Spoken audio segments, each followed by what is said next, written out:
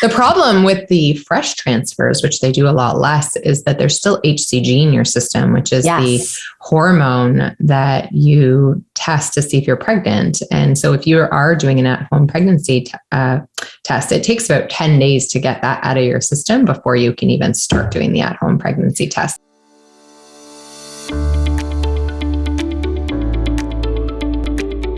I don't know about you, Tanya, but when I was going through the 2-week wait, I always found that the first week was not a problem because it's like, oh, it's 2 weeks. Like I have many other things to do before worrying.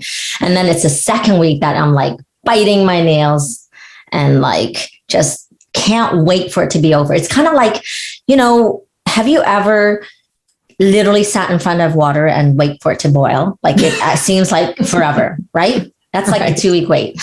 Yeah. So your 2-week wait sounds a little bit more pleasant than my 2-week wait. my 2-week wait, I was like, okay, I ovulated.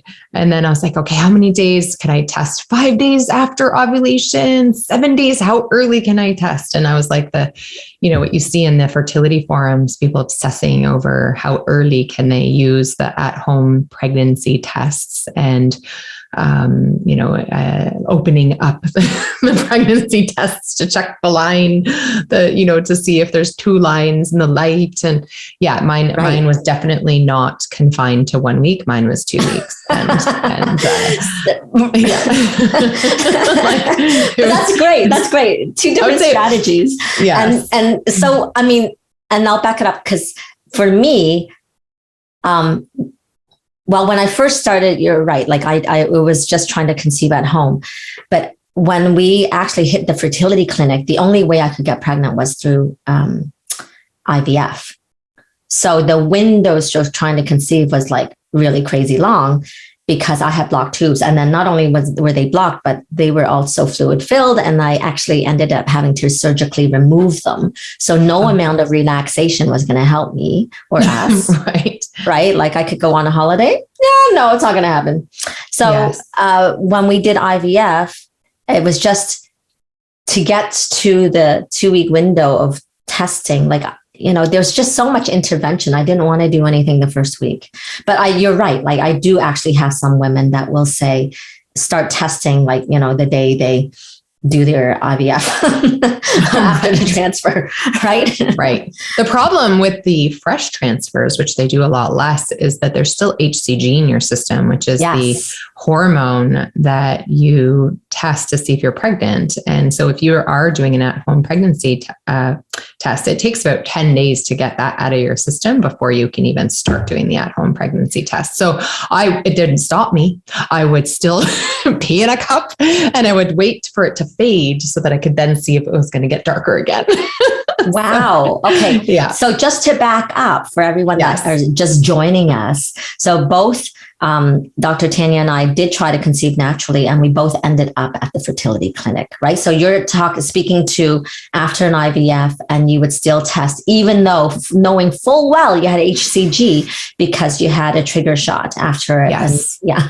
Yeah. And that happened twice. So once when I conceived my first child and I, it was a fresh transfer and I was pregnant. And then there was another time that I had done an IVF. I was pregnant as well, but it didn't quite work out. But my favorite 2-week wait was actually me waiting. So there's a 2-week wait to see if you're actually pregnant. Then there's also the 2-week wait where you're like, okay, I want to start another cycle. Like, I just want to start trying again. Right. Yes. And so you're waiting for your period. And I was kind of frustrated because my period wasn't showing up. And I was like, oh, my ovulation was delayed again. My period's not showing up. And turned out I was pregnant with my daughter. Oh, so my goodness. Oh my gosh. Okay. No wonder it was naturally your favorite. I'm like, are you kidding? During the fertility journey, there is just like, never mind a 2-week wait. There's like waiting for so many different things. Like I had to wait for surgery. I had to wait till I can do another IVF because I had to heal. And then there's like waiting for test results and waiting for tests. Like there's just so much waiting around. Like I can't stand it. Right. So I think it's important during the 2-week wait to do what makes the most sense for you when it comes to, do you test or do you not? Because clearly you're not a tester, right? Like you wouldn't even bother probably to even do the P test to check. You'd wait for the fertility clinic. I did wait for the fertility clinic. And I have to tell you, so guys, we attempted IVF like 8 times, and only one time did I actually test early.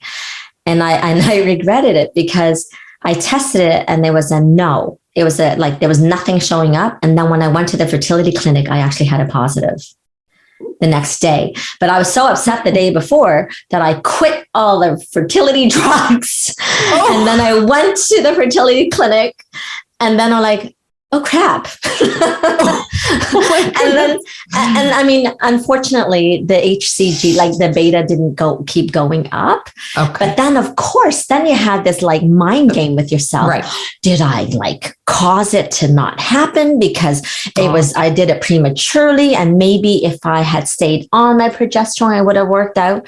But like the mind game was there, but in reality, I know it wasn't the right one. But it would have saved me the mind game. The torture. I just kept that. The torture if I had waited. 100%. So I think that's probably one of the reasons why, I didn't want to test, right? Because different tortures. Because we have, like you probably had a peace of mind to test. Exactly. So they say keep busy, right? So for me, that was keeping busy. I was like excited for my next morning that I could just see if it was, because there's no false, you can't get a false positive unless you have had IVF. So if you're just trying, if you're trying naturally and you're checking, and that's something that feels good and it's satisfying for you to pee on a test strip and see if you're pregnant, really you should wait until you're about 4 days at minimum before your expected period, right? And say why. Can we remind people why? Why? Because those HCG tests, like the P tests that you're getting from the store, aren't as sensitive. So you may get a false negative and like you give up and think, oh, I'm not pregnant. So it's important to recognize that HCG kind of doubles every 2 days, and it takes time to show up in the P.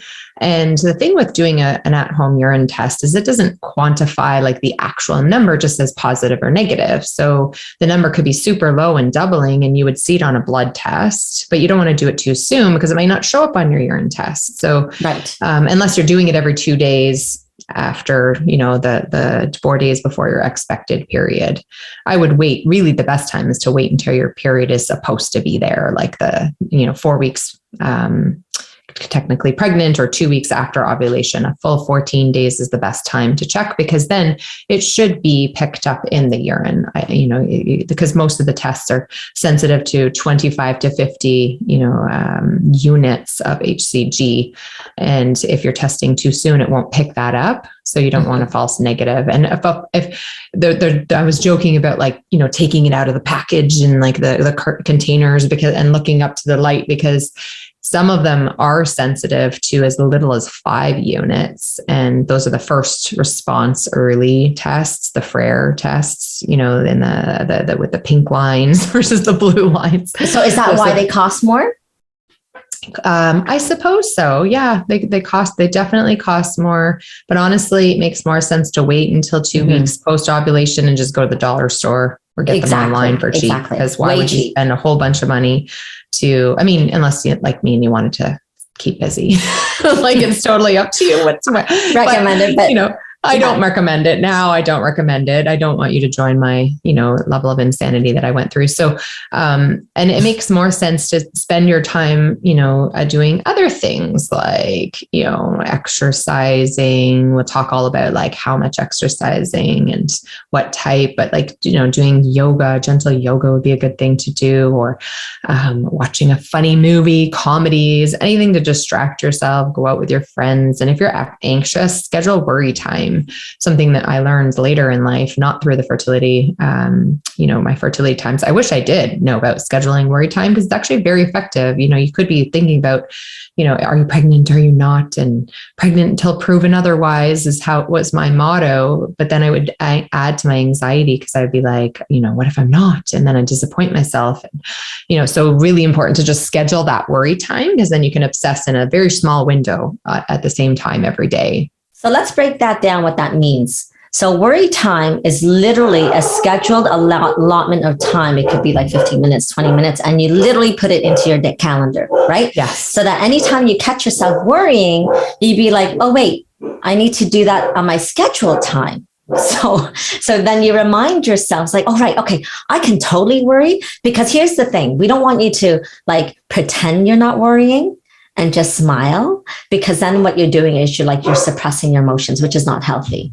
So scheduling it in has at least you have this, when you're going through your day and you catch yourself being stressed and worried, you can just be saying to yourself, oh my gosh, I remembered I actually have a worry time scheduled in at 2 p.m. today.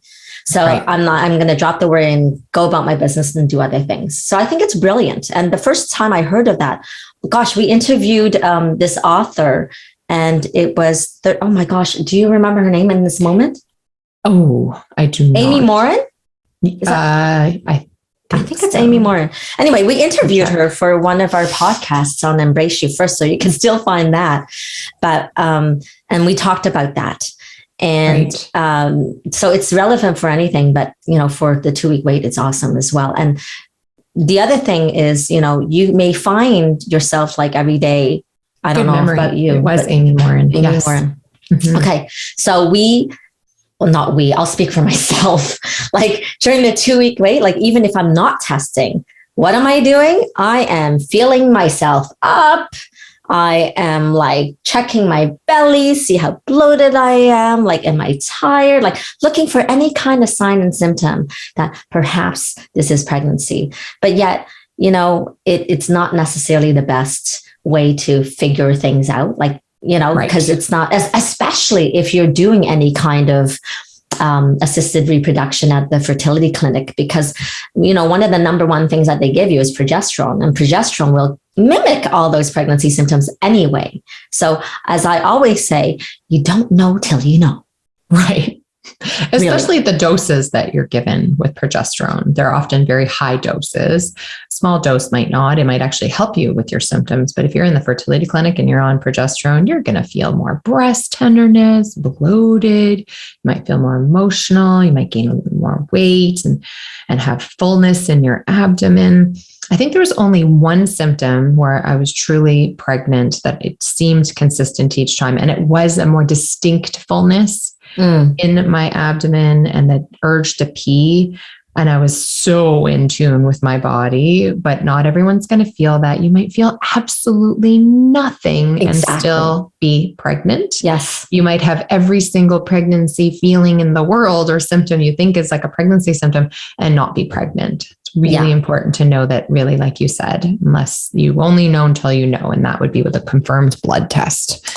I remember another patient who was saying, like, she comes in, she's like, I am not pregnant. There's no way I'm pregnant. And I forget what she did. It's like, I did this. And so for sure I'm not pregnant. Like maybe she like overextended herself, or she got upset and she's like, for sure I'm not going to get pregnant. Right. And then of course she was. Right. And maybe part of the upset was that her hormones were like a little wacky and she's like overly emotional and she didn't even realize. Right. But literally it was a week later and she came in and she's like, oh, well, I am pregnant. But then you forget about all the worry from the before, because then you start worrying about the next phase, right? Oh, I hope that my beta will double. Right. And then you're on edge, back to the whole waiting thing. It's like, oh my gosh, there's a fetal heart rate. Yeah. And then every stage of the stage. Normal. Yeah, for sure. 100%. I've had patients where they show up and they've got a cold and they're like, oh, there's absolutely no way I'm pregnant. I'm sick and I don't feel well. And it's like, well, to be honest, that could be, you have a higher chance, because usually when you're pregnant, your immune system's low and you're more likely to catch a cold. And it's very common. That's awesome. Yes, I totally say that too. Especially like if they ask, they're really worried and they're like, oh my gosh, Mary, I just, coughed so hard, my lungs were going to collapse. Right. And in fact, that is exactly what happened when I was pregnant with my daughter. And I literally, again, as a health professional, sometimes you just think crazy thoughts. And I was pregnant with my daughter, Zoe, and it was very early. And even my husband said it. And she's like, you might be pregnant now, but it's not going to last, because I was literally coughing up my lung. Like, I never get colds. Right. Right. I was like dying for like 10 days. Right. And I was pregnant. And it's so funny. Yeah, right. And going back to my favorite 2-week wait, I had a massive cold, was writing a chapter for Embrace Your Fertility, the book written by Dr. Bellerak, that I co-authored on all the holistic perspectives to enhance your chances of getting pregnant, staying pregnant. Here I am, sick as a dog, writing a chapter because I was like, the time crunch, it's due January 1st and it's the Christmas holidays. And I'm like, well, somehow even with the cold, intimacy was totally on my mind. I'm like, okay. And I'm like, there's no chance of getting pregnant. We're on the 2-week wait to go into get my period, get my cycle day 1 down pat and be able to jump into another transfer. And lo and behold, my period shows up late, and it's because didn't have a period. I was so crazy. With my daughter. It's so crazy. So even you can be just sick never know when ovulating and still, have a healthy baby and ovulate and get pregnant. And then you can also be on your 2-week wait, sick, thinking, oh my goodness, I'm not pregnant, when you actually are. So it's just really important to keep your anxiety as low as you possibly can and try not to over obsess with the symptoms and really distract yourself and just go easy on yourself. So I love that you say a distraction, because I think we need to do a whole different post about this, a podcast on this, but I just want to add it in right this moment, because then there's a question of like, should I be off work? Should I not be off work? Mm-hmm. And I think it really depends on the person and the type of work you're in. And like, are you being overly stressed by it? Is it impeding you? Are you going to, perform poorly? Like, what's going down in your life, right? So for some, it's like, I need to be off so I can actually have some semblance of normalcy. Because my work, I hate it. I'm like, I am like depressed. I'm anxious, and, it's just not working. So in those cases, it's like, maybe it is time to take a bit of time off, especially if you're doing an IVF where there's just so much more money and emotion at stake and investment at stake, right? But then there's the other person and where they actually like their jobs. They have a supportive workforce, and it's a great distraction. Right. To prevent them from like then being off work and Googling yourself to death about your symptoms or not having symptoms, right? Because I don't know about you. I think like 95% of my patients will check to see, it's like, am I pregnant? And then they're like going down this rabbit hole of Google. Correct. Did you go to work? So again, I was doing IVF. So typically I would definitely not go the day I had my transfer. And then the second day I probably was off. The third day I'd be back at work. Right. Right. And when I actually conceived my daughter, we did the transfer on a Saturday. So I actually had Saturday and Sunday off. And then I went back to work on the Monday. And I remember the second day, I'm like, I'm not going to sit inside like I used to. Because, back in the day, they were actually telling women to like calm down and do nothing. And now there's research saying, actually, you should move because you don't want your blood to be stagnated, right? Correct. So things like, we think science is so concrete, and it's still like in progress, guys. It's changing all the time. Right. Yeah. So when I just to let me finish up the story for sure. Yeah. So second day, because all the other ones didn't work anyway. I'm like, what the heck am I doing? Just lying in bed. I'm going to go out. So I went for dim sum. If you guys know what dim sum is, I went for lunch with my family, and I thought, well, that's nice, right? And but I had, my parents did know, so they drove me to the front door. So I didn't have to walk so far. So I walked in, and it was a giant restaurant. So I walked in, and then I just sat down and ate my lovely lunch. So, and then I went home. So not a big deal. Right. But now we see people, going out for walks. They actually encourage people to go for walks. And one patient, she was a marathoner, and she actually ran a 10K right after her IVF transfer. I don't recommend it, but it just goes to show you that, mindset is everything, and we don't necessarily need to be completely comatose. Right. Yeah, they say that if you are ridiculously super active, it's probably a good idea just to tone it down a bit. So instead of running a marathon, maybe for her, running a 10K was her toning it down, right? Yeah. It's all relative to what you already do. I had a patient, though I'll never forget, who, it used to be that you were told to rest for 10 to 15 minutes. And I remember speaking to my fertility specialist, and she said, Tanya, like, if, the uterus, basically, it's like, kind of closes on itself. Like it's like one wall to the other wall closes. So the embryo is not going to fall out. Yes. And so as soon as I had that visual, I was like, oh yeah, that's really important to know, because patients would be laying down for 2 weeks, and not on my advice. They were, or not showering even, like, to that degree. Yes. Like just so laid up in bed. Yeah. Because they just took it to that next level. They were told to rest. And so they said, well, I might as well rest for the 2 weeks. So, but it's the research does show that if you are up and walking around and active in a gentle way, that it actually increases your chances, even with, they've studied it with assisted reproductive technology. So IVF and such. So exciting that you bring this up, because I don't know why I forgot about it, because I actually wrote about it in my book, Pathways to Pregnancy. About literally, I have a section on the 2 week wait. So you need to actually read that, guys. Awesome. And one of the things I talk about is literally that, what you talked about, the collapsed uterus. And I call it the jam sandwich. Oh. So it's like you guys, like when they put it in, it's like, imagine they're putting it into this red jelly jam sandwich, right? And so, and when you plop it in, so the bread is the uterus, and then the jam is that uterine lining.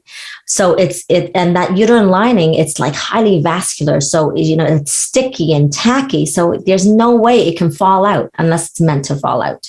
Like if it's not right, the body will just expel it, right? But otherwise, like, you just keep that image with you so that you know that no matter what happens, if it's meant to be, it's going to stick. And such an amazing visual. Love it. The jam sandwich. I didn't make that up. Okay. It was Jane Littleton, who is a famous acupuncturist in Australia, actually said the jam sandwich. And I'm like, oh my gosh, how can I not? Yeah, that's the best visual.